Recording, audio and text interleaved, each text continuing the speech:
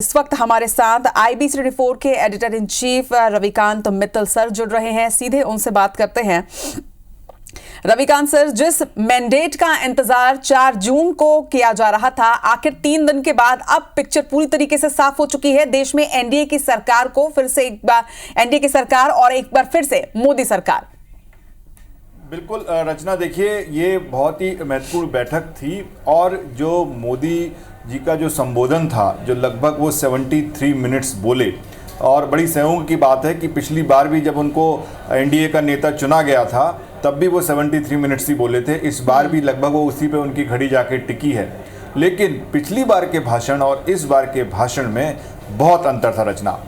आज हमने देखा कि उन्होंने सबसे पहले सर्वमत की बात की और उन्होंने लगातार इस बात पर जोर दिया कि ये एनडीए की सरकार है, ये एनडीए ने मिलकर चुनाव लड़ा था। पिछले 10 सालों से एनडीए की सरकार थी, तीसरी बार एनडीए की सरकार जीत के आई है और अब हम सब मिलके काम करेंगे, सर्वमत से काम करेंगे, क्योंकि बहुमत एनडीए को मिला है।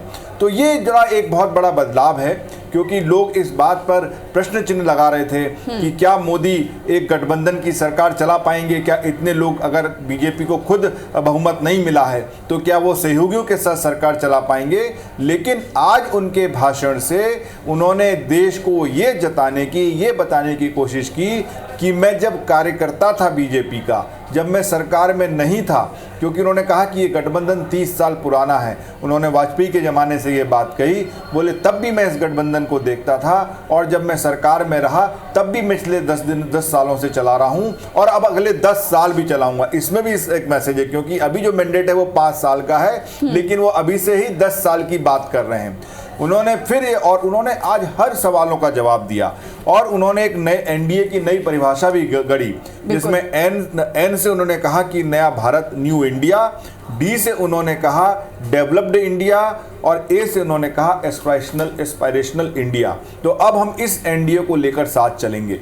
तो ये सारी बातें जो बताती हैं कि किस, और जो उनके विपक्ष जो उनका आरोप लगा रहे थे, जो उनको हार, जो ये एक माहौल चल रहा था ना कि जो जीत गए वो हार महसूस कर रहे हैं, जो हार गए वो जीत महसूस कर रहे हैं। उन्होंने कहा ना हम हारे थे, ना हम हारेंगे और हमारी ये जीत हुई है और ये सबसे बड़ी जीत आंकड़ों के हिसाब से उन्होंने एनडीए की बताई। अब ये सारा जो बेसिकली ये जो मैसेज था, ये देश की जनता के लिए भी था, ये बीजेपी के कार्यकर्ताओं के लिए भी था और जो एनडीए में जो सारी पार्टियां जो सम्मिलित हैं उनके कार्यकर्ताओं, उनके नेताओं के लिए भी था कि भाई मोदी ऐसा नहीं है कि अकेले ही सरकार चला सके, वो सहयोगियों के साथ भी सरकार चला सकता है। बिल्कुल। तो न्यू डेवलप एस्पिरेशनल इंडिया एक नया उन्होंने मंत्र दिया है। नीतीश से नायडू तक के फुल सपोर्ट, फुल समर्थन दे दिया गया है सर। लेकिन क्या ये माना जाए कि जो विपक्षी दल हैं वो जोड़ तोड़ की राजनीति, उनके जोड़ तोड़ की राजनीति अब खत्म हो जाएगी? देखिए रचना, ये आपने अगर मोदी के भाषण से पहले बाकी जो उनके संगठन, जो उनके सहयोगी हैं, अगर आप उनके भाषणों पे अगर आप ध्यान देंगे तो ये एक बहुत ही पॉजिटिव आज एक माहौल दिखा। मैं सबसे पहले नायडू जी के भाषण की बात करता हूं, चंद्रबाबू नायडू, क्योंकि मेरा ये मानना है कि चंद्रबाबू नायडू जिस तरीके से सोचते हैं वो सोच नरेंद्र मोदी जी की सोच से, प्रोग्रेसिव सोच काफ़ी मिलती है। जब आंध्रा में पहली बार मुख्यमंत्री बने थे नायडू, तब से लेके अब तक, और वो एक लंबे समय तक मुख्यमंत्री रहे हैं, अभी तक माना जाता है कि सबसे लंबे मुख्यमंत्री रहे हैं, तो उन्होंने आईटी के क्षेत्र में, इंफ्रास्ट्रक्चर के क्षेत्र में, कई क्षेत्रों में ऐसे काम किए थे जो कि आंध्र प्रदेश को एक ऊंचे स्तर पर ले गए थे। अभी भी आंध्र प्रदेश में अगर आप देखें तो सबसे ज़्यादा आईटी इंडस्ट्रीज़ हैं और भी मैन्युफैक्चरिंग इंडस्ट्रीज़ हैं। इन सब का श्रेय चंद्रबाबू नायडू पे जाता है, जिनको एनटी रामाराव को हटा के हालांकि वो मुख्यमंत्री बने थे। तो ये जो है उनको एक प्रोग्रेसिव मुख्यमंत्री माना जाता है। वो जो कॉर्पोरेट वर्ल्ड है, जो आईटी इंडस्ट्रीज है, उनके डार्लिंग उनको बोला जाता है। और मोदी को भी अगर आप देखें तो उसी तरीके से उनका काम करने का तरीका है, विकास की बात करना। आज भी उन्होंने विकसित भारत, किस तरीके की इंडस्ट्रीज हमें लाना है, किस तरीके से प्रोग्रेस करना है, किस तरीके से इकोनॉमी को 3rd नंबर पे लाना है, ये सारी बातें जो मोदी करते हैं। अगर आपने नायडू का भाषण सुना होगा, उन्होंने भी इस तरह की सारी बातें की और उनने कहा कि मैंने पिछले 10 सालों से मोदी का भाषण देखा है और मैं चाहता हूं कि ये उनका शासन इस तरीके से विकास को लेकर, विकसित भारत के गोल को लेकर चलता रहे। तो ये जो और जो उनके साथी हैं, जो जनसेना के पवन कल्याण, जो एक बहुत बड़े स्टार हैं, वहाँ के सुपरस्टार हैं, उनको उन्होंने, मोदी ने जब कहा कि वो पवन नहीं आंधी है, उससे पहले पवन ने ये कहा, पवन कल्याण ने, कि 10 साल पहले ही मेरे को चंद्रबाबू नायडू ने बता दिया था कि अगले 15-20 साल तक मोदी जी को कोई नहीं हटा सकता। तो ये जो सारी बातें हुई हैं, इससे लगता है कि ये जो गठबंधन है, ये इसमें, जैसे कि चिराग पासवान ने बाद में बोला कि ये फेविकोल का जोड़ है, जो जल्दी से हटेगा नहीं, टूटेगा नहीं। तो इस तरह की बातें जो आती हैं, अगर हमने नीतीश कुमार का भाषण भी देखा, जिनको सब कह रहे हैं कि वो पलट जाएंगे या वो पलटी मार जाएंगे, इतने ज्यादा मीम चल रहे हैं सोशल मीडिया पर, लेकिन उनके भाषण में भी एक बड़ी पॉजिटिव बात दिखाई दी, क्योंकि हिस्ट्री रही है कि ये लगातार साथ आते रहे हैं, फिर दूर दूर जाते रहे हैं। और जब शुरुआत में 2014 में मोदी जी को प्रधानमंत्री पद के लिए जब दावेदार बनाया गया था, तब नीतीश कुमार ने छोड़ दिया था गठबंधन, तब उन्होंने इनके साथ मंच भी शेयर करना मुनासिब नहीं समझा था।